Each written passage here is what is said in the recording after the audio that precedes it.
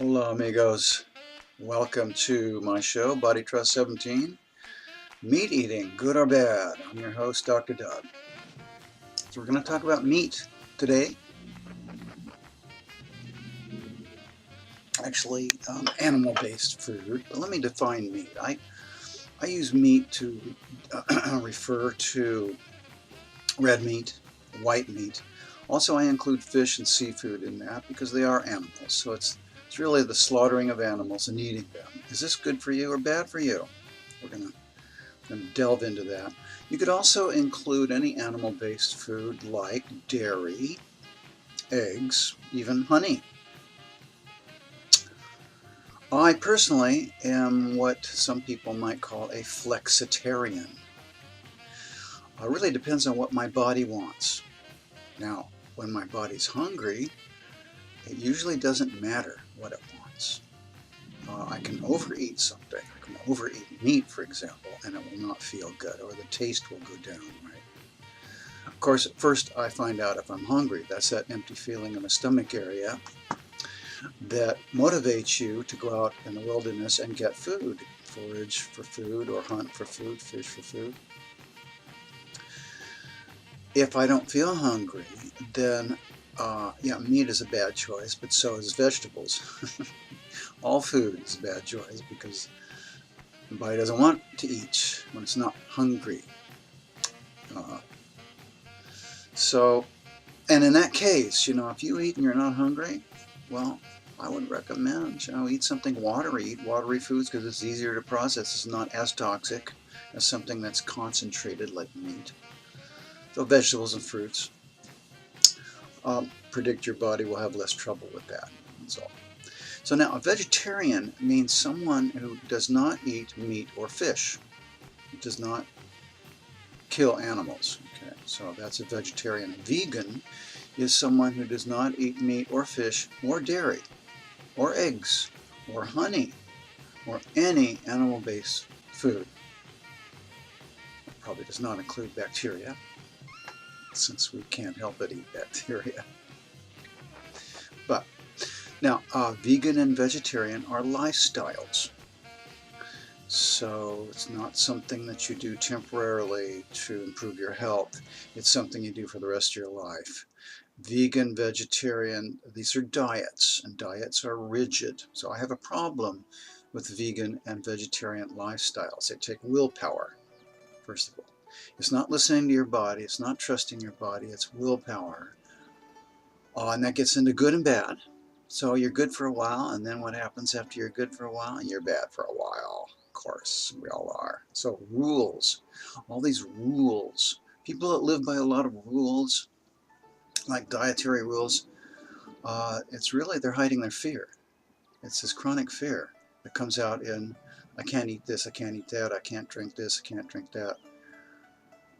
Thing, fear of food. There's a great book that goes back and details this 100 years of worrying about food in America called Fear of Food. I recommend that you buy that and read it. It's fascinating. Food fats and food scares have been going on for a very long time here in this country when people, Americans, started worshiping science in the late 1800s, and everything that scientists did was either good or bad. Anyway. Also, these rigid diets like vegan and vegetarian, they undermine self-trust because your body knows if it wants meat or not. If it wants dairy or not, it will tell you. We'll get into that later, but when you don't trust your body on that, well, then that undermines self-trust all the way down the line because your basic instincts, trusting your basic instincts is the basis of self-reliance and self-esteem. So, here's the good things about eating meat. Now we're going to talk about, well, the bad things about it. Good things. Well, first of all, when I'm hungry, meat and fish taste really good. Usually taste really good. And that's my body. That's my mouth, first of all, saying yes. And then it digests and feels really good in there. And it comes out okay. I don't have any side effects. So these are, because I don't eat a lot. So these are indications that my body likes meat. Now, eggs and dairy too. I do very well on dairy. Some people don't. I do. Always have. Milk, cheese, yogurt, yum yum. Can, you know, my body likes meat, likes fish, likes oysters. Some people don't, right? Okay, now, meat eating is natural. So you can make a claim that not eating meat can help your health. We'll get into that. Now I can see that. However, to say that it's natural to not eat meat, not unless you're listening to your body and your body tells you it doesn't want it, but just as a part of your dietary regimen for the rest of your life, no. Meat eating is natural. You know, if you use a device according to its design specifications, it will last a long time. But if you don't, if you dismiss the body's needs, like meat, for a higher purpose, well, then you're using your body against its design. You could pay a price. Certainly mental, worrying about food and all these rules and all this fear. Anyway, genetically, humans are omnivores, which means we eat everything. Just like all primates, we're primates, and all primates eat everything. Of course, we really eat everything because humans are the most successful eaters ever. Think of it.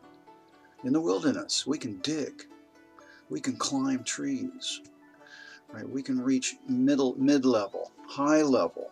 We can wade in pools, we can swim. We can do everything but fly, right? So we can get food everywhere, anywhere, anything. We can hunt because we can chase animals. We can fish because we're smarter than them. And we can steal eggs. And we can chase predators off their prey because we're social. We're social animals, so we can band together and chase a couple lions off of their zebra. I mean, meat eating goes back eons in time because it's in our genes. Okay. Anthropologically, all forager hunters are omnivores. All of them. And when you look at any primitive tribes, right? They all eat some meat or fish and everything else. Vegetables and fruits and grains and whatever they can find, right? So, now forager hunters, by the way, I use the term forager hunters, not hunter-gatherers. I took a tour with the Sierra Club in the local mountains here, Santa Monica Mountains, and it was pointed out that 80% of Native Americans' calories came from plants, from foraging, not from hunting. I mean, it's rare when you get a rabbit, you bring a deer back to the tribe, you bring a deer, wow, it's like celebration, because you don't always do that. It's just not every day. Or fish, what have you. It's much easier to go out in the wilderness and pick things that aren't going to run away from you or fight you, isn't it? So, forager also includes chasing lions off their prey, whatever, and stealing honey and stealing eggs, and it's all foraging. So it's also, you know, protein foods. But, you know, hunter-gatherers was a term invented by male anthropologists, so that men who are the hunters, the mighty hunters, supply most of the caloric needs of the tribe, and meanwhile the women go out and they gather. Gather. Come on, it's silly nonsense. Anyway, forager hunters. Now, anatomically, we are omnivores. Talking about nature, anatomically, right? We have grinding teeth for vegetables and roots and stuff. We also have canines for tearing and ripping flesh. We have binocular vision, so we can see distance, we can see space, we can see three-dimension. That's good for chasing animals. You'll find all predators have this kind of binocular vision, whereas prey animals have vision, you know, eyes on the sides of their head, so they can see over there, and they can see over there, and they can run real quick. So, and we're smarter. We're smarter than prey animals, so we can outfox them. And most and predators, that's typical of predators, is they have a higher developed nervous system. So, Also, our digestive systems are not really long like cows that digest grass and need a whole lot of time to get anything out of grass. Right in between that and carnivores who have really short digestive systems because their food is so rich and it needs to pass through as fast as possible because it's really rich and they don't want to sit in there and create problems. Well, we got something in between because we digest everything. We're omnivores, right? So just in every way, we're designed to eat meat. We're designed to kill animals and eat them. Meat, oh, archaeologically too. I mean, the Stone Age ancestors slaughtered and ate animals for eons. We have, proof. We have bones and campfires of slaughtered animals. Tons and tons and tons of this kind of evidence. It goes back 300,000 years, a million years. I don't know exactly how far back, but eons. So it's definitely in our genes. Killing and eating animals, yeah. Now, meat is very warming, and we are warm-blooded. Over time, if you don't have meat or animal products, people that don't, they get cold, and they get weak, and they can die. Actually, they lose. If you stop eating meat altogether, stop having animal products, you will lose stomach acid. You'll lose the ability to produce stomach acid, which is from meat. Stomach acid is the first. That's its purpose, is to break down proteins. So if you don't eat protein regularly, we don't eat meat regularly, you lose that ability. That's not good. You're losing some fire. You're losing some natural heat. There's also the social difficulties of non-meat eaters. I mean, most everybody eats meat. Most dishes, most parties, dinner parties, or what have you, it's meat-based. It's so sad to see vegetarians buying tempeh burgers. You gotta have a burger once you have, eat a beef burger. A regular cheeseburger. No, I have to fashion some vegetable material to look and taste like meat. Come on. Yeah, I was a vegetarian for a couple of years, and I found that to be difficult, more difficult than laying off. But it was just a social problem. And then you get this other side of the coin where I'm a vegan. I'm superior to the rest of you little people because I'm a vegan, and they wear these shirts that says vegan. Yay! It's just like, really? Really? This is something to be proud of? I don't know. And as far as killing animals, modern farmers slaughter animals every day because they live on a farm. We came from that. We're city people, so I don't like killing animals. It's right, but again, cities aren't natural. I mean, nothing natural about a city. So, anyway, that's all the good stuff about eating meat and animal-based food. Now the bad stuff. First of all, if your body doesn't want it, don't eat it. If it doesn't want meat, don't eat it. If meat bogs you down, which it can, because it's heavy, don't eat it. If it robs you of energy, don't eat it or eat very little of it. I'm in favor of backing off of meat, by the way. I'm a flexitarian, and the society is just obsessed with meat eating. So I think that's a huge mistake. But if you don't digest eggs, if you don't digest dairy, don't do dairy. A lot of people do not, especially Asians, like East Asians, Japanese, especially Chinese. They don't have the genes for it because it was always the barbarians that drank milk and used animals for food. The Chinese were farmers, so they didn't go in for that. But anyway, we've only been drinking milk for 10,000 years. That's not enough really to change a lot of genes. I do very well on milk,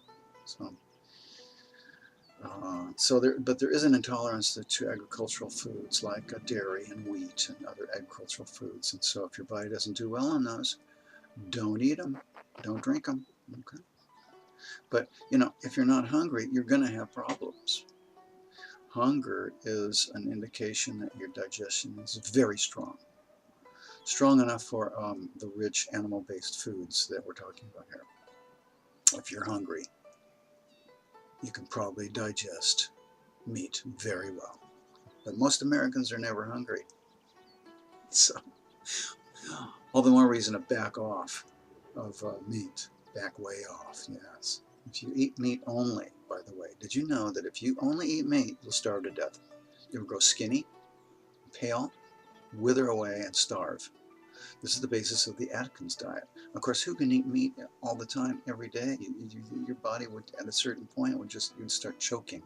You'd start gagging. You'd start throwing it up, right? If that's all you had. If that's all you ate, I'd say. Because it robs the body of energy to process that protein. Protein doesn't give energy, it takes energy away from your body. So you need sugars and starches and fats to digest protein. Meat. Well, meat is very rich, which is nice, but it's also not nice because it really slows down the digestion. So it's the cause of a lot of constipation. Overeating, of course, but also overmeating. Too much meat can slow you way down. You don't want chronic constipation because that can lead to bowel cancer. And that can lead to all kinds of other bowel diseases and other diseases, including mental diseases and autoimmune diseases. And then we get into this very big problem we have in the United States, and that's toxic heat. Toxic heat's killing people right and left. Autoimmune, inflammatory diseases, mental disorders. Because meat is very, very warming, it can add to this toxic heat problem. Another reason why your body rejects meat, because if you're at that stage where meat is contributing to toxic heat, then your body's telling you, don't eat this. Well, first of all, it's probably never hungry. Empty feeling in the stomach area, remember? So, meat is very heavy, and, the Chinese eat small amounts of meat, and not every day. But that's the way I do it. That's my way. They're flexitarians, and I'm a flexitarian. So, we use meat to flavor other food, vegetables, rice, starches, and whatever. Use a little bit of meat. Sometimes I'll have a whole meat meal, but usually it's just a little bit to flavor things. Adds a nice flavor. It's a little bit of fat.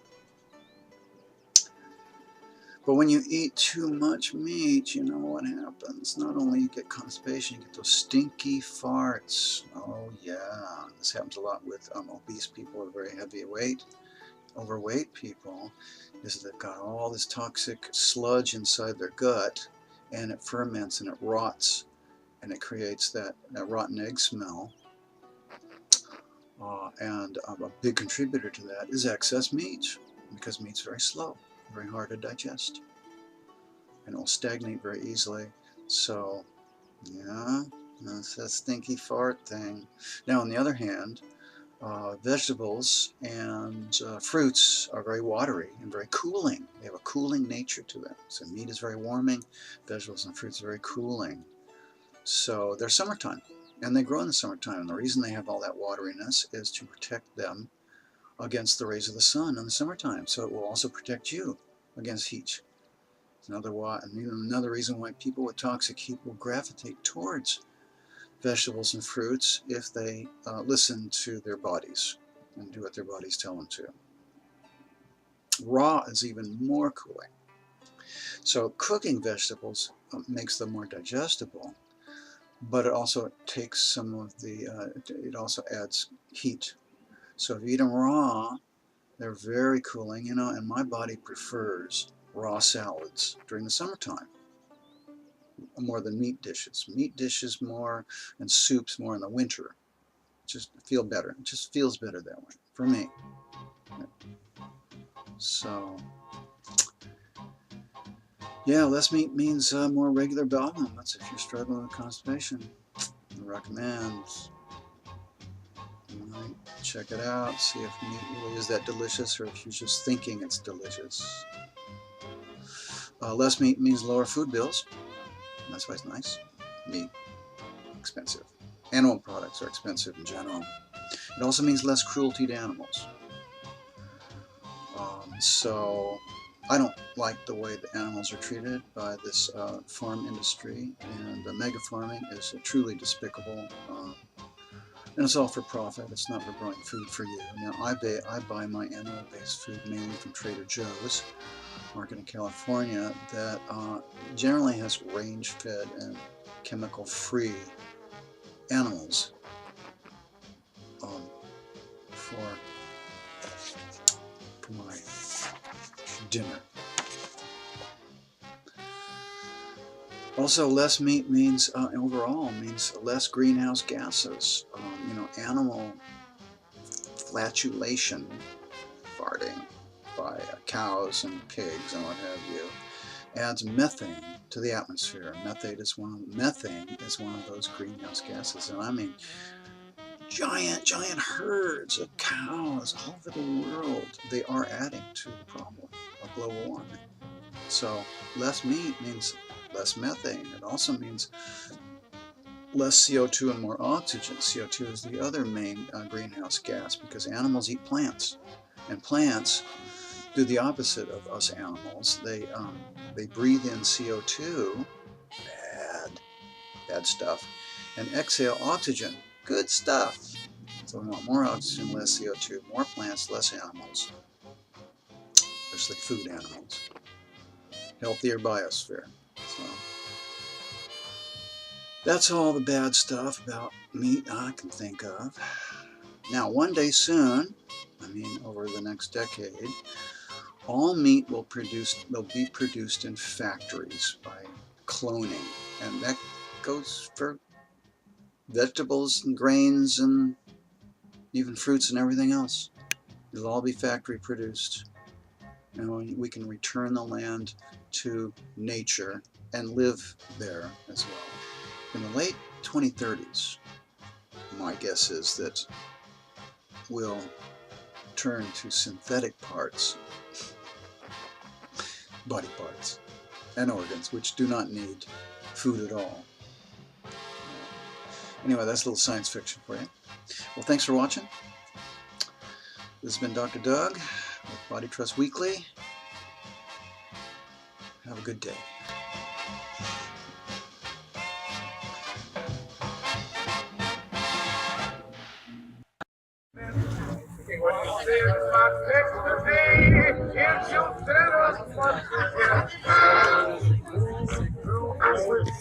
In the well.